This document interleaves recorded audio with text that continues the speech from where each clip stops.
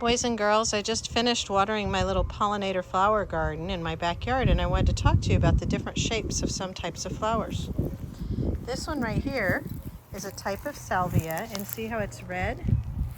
And then it has very deep flowers. For an insect to come along, it would have to be able to go deep into the flower. Either it would be a tiny insect or something with a long tongue like a proboscis, and that might be like a hummingbird or a butterfly. And then it has these parts sticking out. These are called the anthers. It always reminds me of antlers, but those are the anthers. Let's see if I can get to focus. Sticking out, and they have this sticky sap on the ends that the insects want. This one closes up during the day. Its flowers are open in the morning. This is called a blue daze, and you see its blue flowers.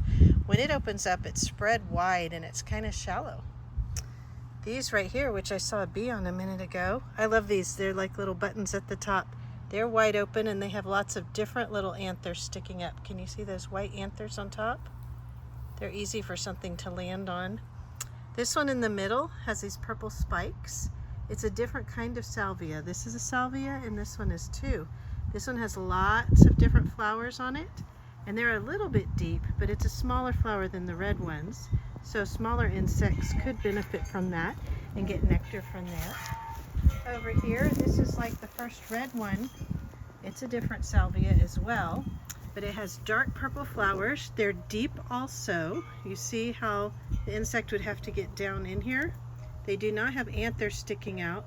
They have a wide petal on top, or maybe one big petal split in two, or maybe two petals, and then this little shorter part over on the side. It also doesn't have tall spikes with lots of flowers like that one does. It has just a few on the end.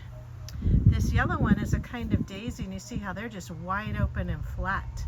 So something could land on it, maybe like a moth or something.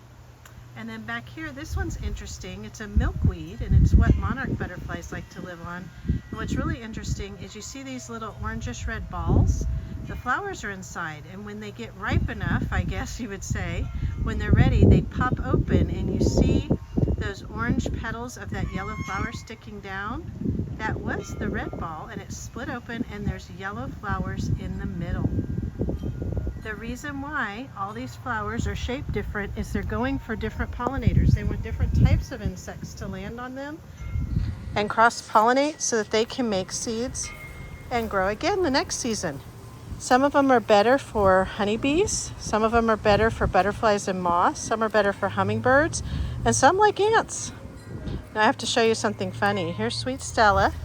She's sitting so nice. And here's Tucker. He rolled in the leaves. He's all messy. Y'all have a great day.